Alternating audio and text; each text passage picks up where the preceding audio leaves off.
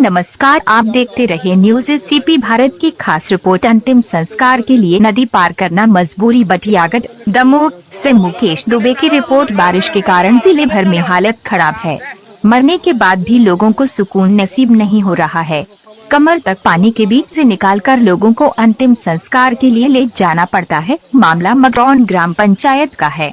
कहते हैं कि जीते जी न सही मरने के बाद तो लोगों को सुकून मिलता होगा, लेकिन जिले में इस कथन को भी मगरौन ग्राम पंचायत की व्यवस्था झुठला रही है। दरअसल यहाँ पर बारिश के कारण लोगों को 3-3 फीट पानी से निकलकर अंतिम संस्कार के लिए मृतक को ले जाना पड़ता है। कई बार तो हालात ऐसे हो जाते हैं कि मिट्टी एक दिन तक घर में रखी रहती है।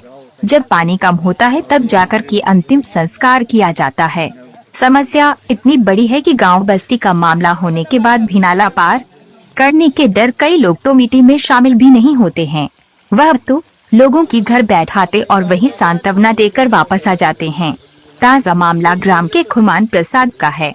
कल रविवार को खुमान की मौत हो गई, लेकिन दिन भर पानी बरसता रहा और शमशान घाट जाने के लिए कोई व्यवस्था नहीं थी, इसलिए सारी रात मिट्टी को घर पर ही रखना पड़ा। जब आज कुछ हद तक मौसम खुला और नाला का पानी कम हुआ तो गांव के लोग, परिजन और रिश्तेदार मिट्टी को अंतिम संस्कार के लिए ले गए। मृतक के बेटे बलराम ने बताया कि हम गांव बस्ती से करीब 2 किलोमीटर दूर रहते हैं और करीब इतनी ही दूरी पर यहाँ का श्मशान घाट है, लेकिन रास्ते में एक नाला पड़ता है जो बारिश के समय तो 3 से 4 फीट तक भरा रहता है। यदि किसी की मृत्यु हो जाए तो उसका अंतिम संस्कार करना कठिन होता है। 4 लोग भी कंधा देने के लिए मिल जाए तो बड़े नसीब की बात है। बलवान बताते हैं कि कई बार जब लगातार बारिश होती है तो मिट्टी का उसी दिन संस्कार नहीं हो पाता है और 1 या 2 दिन तक के लिए उसे रोकना भी पड़ता है।